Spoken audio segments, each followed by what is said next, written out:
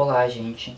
Hoje eu vou apresentar para vocês um ensaio visual intitulado Vulto, feito por Bruno Alfenas e por mim, Éder Muniz. Em um contexto capitalista distópico, pessoas usam de falácias como escudo para fingir que não veem a miséria que assola a sua sociedade. As mazelas da morte não os alcançam, porque o seu dinheiro os protege.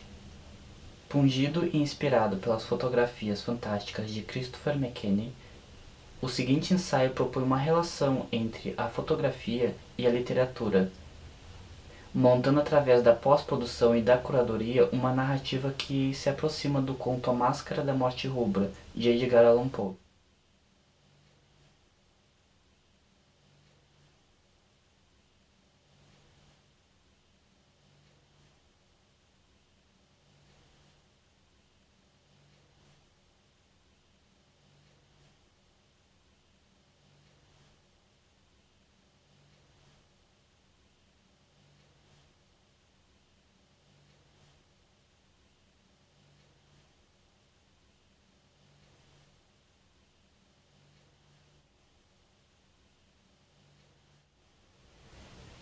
A Morte Rubra havia muito devastado o país.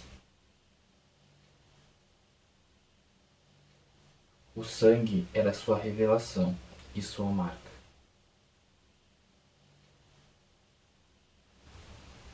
Mas o príncipe próspero era feliz, destemido e astuto.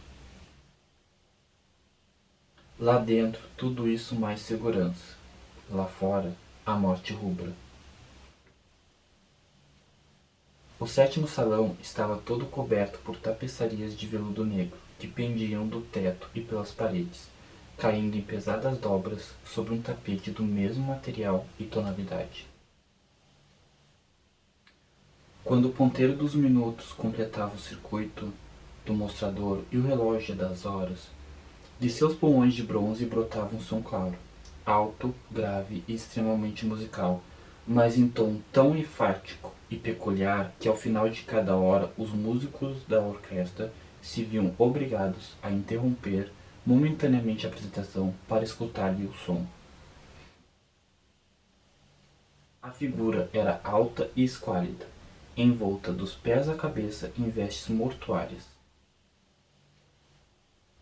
E um a um foram caindo os foliões pelas salas orvalhas de sangue, e cada um morreu na mesma posição de desespero em que tombou ao chão.